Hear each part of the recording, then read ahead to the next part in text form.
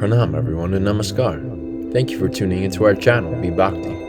This is the first episode of our new series, Do Dharma for Good Karma. Please hit the like and subscribe button and support Satvic Dharma. Today we are going to cover a few important topics for you seekers out there.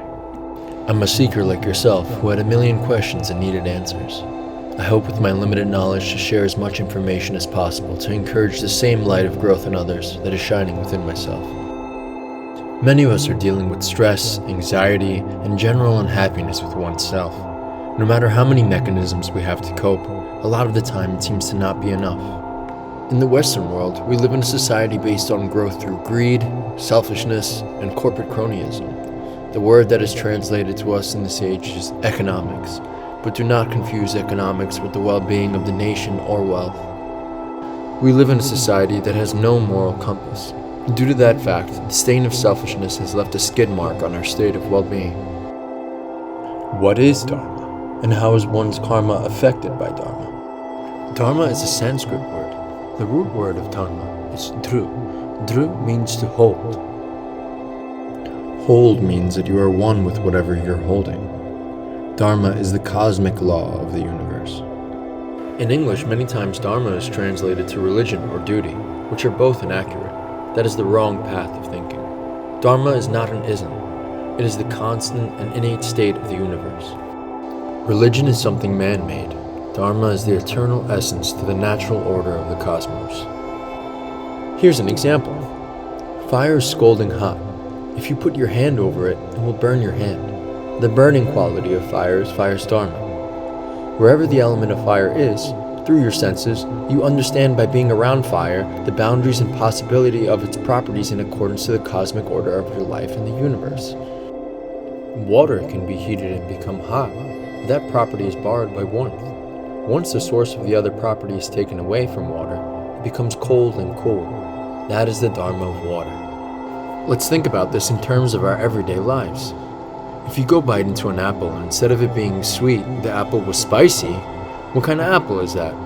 It's for sure not an apple. And it's not following the cosmic laws of the universe as to what you know and understand an apple to be through your senses. Would you want to eat that apple? Dharma is the intrinsic nature of the entirety of life and all living things, animate, inanimate, or otherwise. Dharma truly is the law of the universe. Dharma is very important to anyone taking steps onto the spiritual path. Dharma is the eternal flute of life. Dharma is the vibration shooting through the flute of your life and all of the exit holes that release the sound. That sound release is the sound of your karma. Depending on what you do to cover the holes, to play specific notes in certain arrangements and patterns is the path of karma that you've decided to take through your actions. The sound and music that you create by living is your karma. The life that you've carved out and created for yourself is your karma.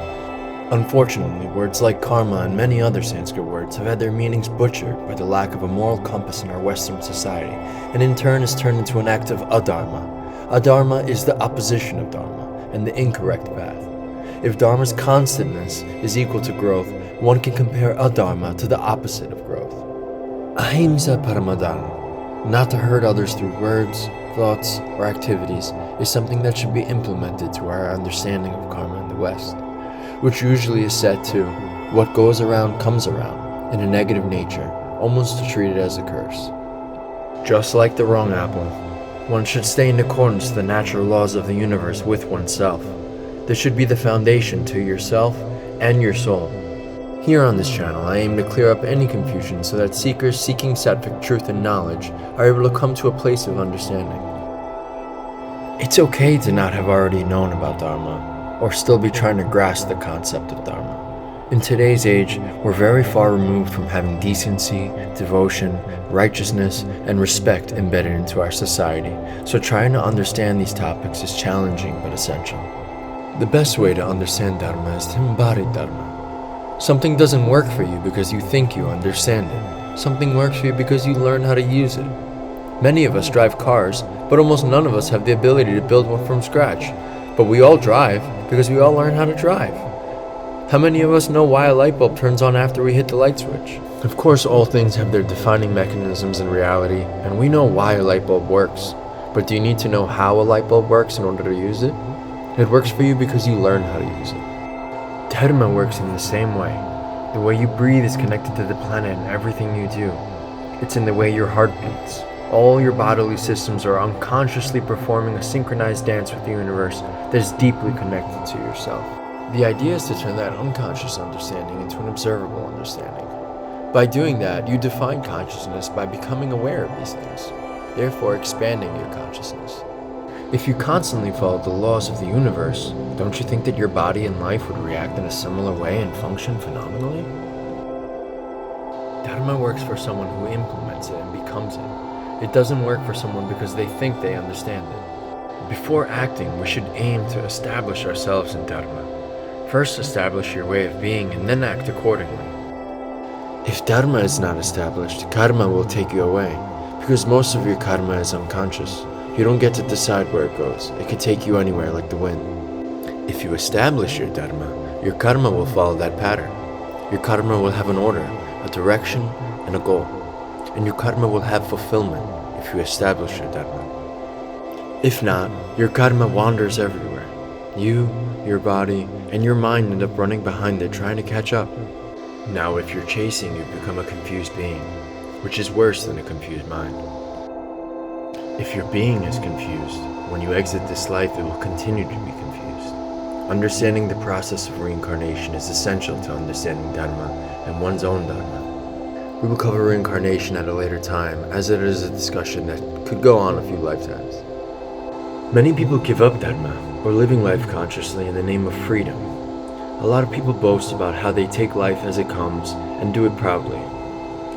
Guidelines and boundaries to the clouded minds of individuals such as these aggravate their very being, and most commonly they find themselves in utter disbelief of them. If that was the case, how would that play out in real life? The car example comes back into play here. Imagine the road. What if we gave up all the guidelines of the road in the name of freedom? Would that be acceptable or safe? Not at all. Imagine everyone flying around, driving backwards on the highway, and doing whatever they pleased because it pleased them at the moment. Living like this isn't living freely, or being spontaneous. It's living compulsively. Freedom doesn't come from breaking the rules. Freedom finds expression only if there's a clear path. Take some time out to learn a little bit more about Dharma, and then establish yourself in Dharma. Establish truthfulness, righteousness, respect, and loving all of life's creation as you should love yourself into your being. Realize that everything in the universe is part of you, and you are a flower on its way to blossom, residing at the tips of the branches on the tree of life we call Dharma, with its roots and canopy bursting through the cosmos. Here at Be Bhakti, our mission is to provide you with your first steps onto your spiritual path, as it is the right of every soul and living being. Thank you so much for watching this video with us.